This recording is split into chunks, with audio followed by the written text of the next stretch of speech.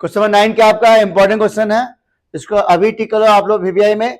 इसमें दिया हुआ है कि एक सिलेंडर है जिसमें से इसके दोनों एंड से, दोनों एक टॉप से एक बेस से एक हेमिस्फीयर बॉल को कट किया गया, टॉप से भी और बेस से भी, ठीक है। जिसमें इसका हाइट दिया हुआ कितना 10 सेंटीमीटर और इसका दिया हुआ रेडियस कितना 3.5 सेंटीमीटर। तो अब इमेजिंग करके देखो, मान लो आपका ये बुक है, ठीक है, इसको हम बना लेते हैं सिलेंडर के शेप में। यहाँ देखो सब लोग, तो हमने पहले बताया है स्टार्टिंग क्लासेस में, जो आपने पढ़ रहे हो, ये कैसा फिगर है, सॉइल फिगर। कैसा फिगर है, सॉइल फिगर। अब सोच के देखो, अगर ये सॉइल फिगर है, इसको थोड़ा मोड़ लेते हैं, सॉइल फिगर है, हमने ऐसे ना कट किया है, ऐसे कट किया है और नीचे से कट किया, ऐसे कट किया है, कट किया। तो जब कट किया, सोच के देखो, मान लो ये पूरा घी है, घी एक सिलेंडर के शेप में है, चम्मच से काट के ऊपर से कट किए, नीचे से काट के हट किए, नीचे से काट लिए, तो इसे ऐसे कट हुआ अंदर से और एक ऊपर से कट होगा, तो अंदर कैसा शेप बनेगा, हेमिस्फेरिकल। कैसा शेप बनेगा, और अंदर से कट किए हुए कैसा बनेगा, हेमिस्फेरिकल नहीं बनेगा।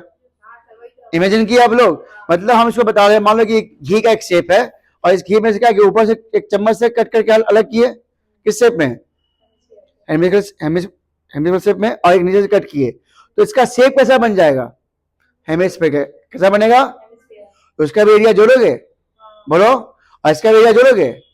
लेकिन एक प्रॉब्लम यहाँ पे है, ऊपर का बेस तो हट जाएगा, पाई आर स्क्वायर तो हट जाएगा, नहीं हटेगा कि नहीं हटेगा, हट जाएगा, क्योंकि जब ऊपर से कट किए तो ये पार्ट तो हट जाएगा ना, ये पार्ट हट गया, किसका, सिलेंडर का हट गया, और नीचे का बेस भी हट गया। नहीं समझ आया, आया समझ में कि ये दोनों पार्ट क्या हो गया, किसका हट गया, तो बचा क्या सिलेंडर का, बाहर का सिर्फ क्या 2 पाई आर एच। तो टीएसए में पहला पार्ट क्या लिखेंगे, टीएसए में 2 पाई आर एच बनेगा ये। नाउ अगला क्या बचा, ये पार्ट तो हट गया और ये भी पार्ट हट गया, क्यों, क्योंकि हमने इसको कट किया है ना, इसको भी कट किया, ये पार्ट हट जाएगा।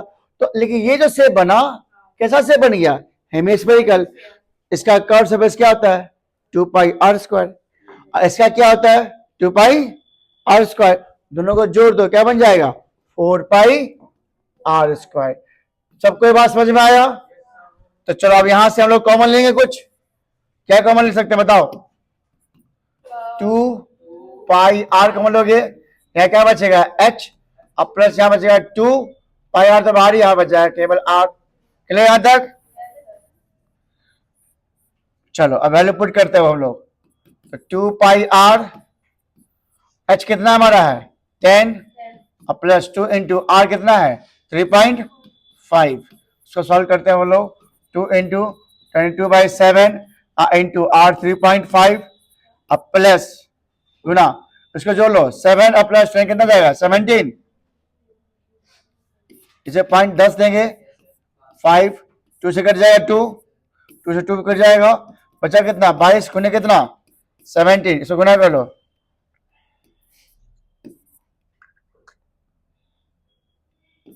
374 सेंटीमीटर स्क्वायर है क्या, है। इसका मतलब मेरा ये अप्रोच सही है तभी आंसर सही आएगा, अगर ये अप्रोच गलत होगा तो मेरा आंसर क्या आएगा, गलत आएगा। तो अप्रोच को समझ में आया, तो हम जो कंसेप्ट बताते हैं उस कंसेप्ट को फॉलो करोगे तो आपका आंसर कभी गलत नहीं आएगा। फॉर्मूले के अकॉर्डिंग नहीं चलना है, चलना किसके अकॉर्डिंग है, शेप के अकॉर्डिंग। किसके अकॉर्डिंग, शेप। तो हमने बताया जब एक सिलेंडर में से ऊपर से कट किया गया और नीचे से कट किया गया तो ऊपर का बेस भी हट गया, इसका भी बेस हट गया। इस सिलेंडर के अंदर कितने पार्ट होते हैं, 3 पार्ट। कितने पार्ट, एक कर्व सरफेस और 2 बेस।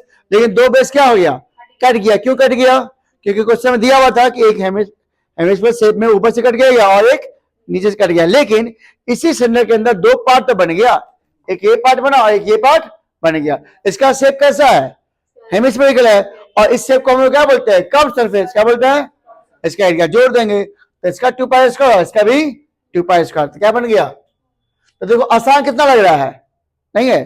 अगर ऐसे बनाते हो तो आपका आंसर गलत होगा और एक बार में आंसर सही आएगा। अब देखो मेरा कॉमन लेने का कितना फायदा हो रहा है, अगर सिंगल सिंगल बनाओगे और कॉमन लेने बनाओगे तो ये वैल्यू अंदर कितना छोटा जाता है। तो जो कंसेप्ट बता रहे हैं वही आप कंसेप्ट को फॉलो करो। मेरा कंसेप्ट आपको हमेशा काम देगा। ठीक है, चलो तो फाइनली ये 12.1 आपका फिनिश हुआ। अब कल आप लोग बना के लाओ 12.2, कल इसके बारे में डिस्कस करेंगे और कल इसको खत्म कर देंगे।